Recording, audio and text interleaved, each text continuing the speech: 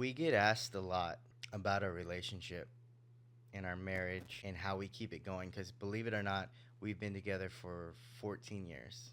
14 We're years, right? going on 14. Yeah. We're going on 14 years. Yes. Yeah. So we've been together for 14 years and we get asked a lot how we keep it going, how we still in love, how do we not fight or bicker and all that stuff. The truth of the matter is that neither one of us gave up on the other, and there were times where we thought we were going to give up. So, funny story. My wife and I have been married, divorced, and married again, but our separation period was only a week, if that makes any sense.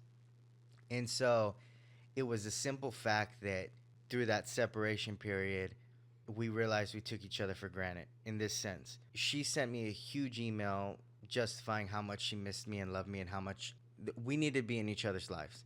And at the same time, when I was waking up by myself, I realized that like I understood that I needed her in my life.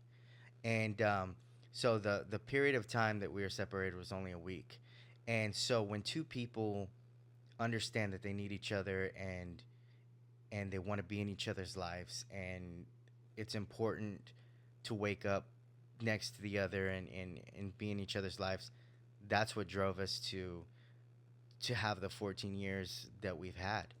And I will tell you that the first 8 years were rough. They were really, really rough. Uh, Shareably, I had my faults, she had her faults. Without getting too deep into, what happened on either side, um, we learned to coexist with each other. And it wasn't about controlling the other. It was about she knew what I didn't like and I knew what she didn't like. And out of respect for each other, that's how we chose to proceed in life. And I believe that the last 6 years have been the most amazing years of our marriage.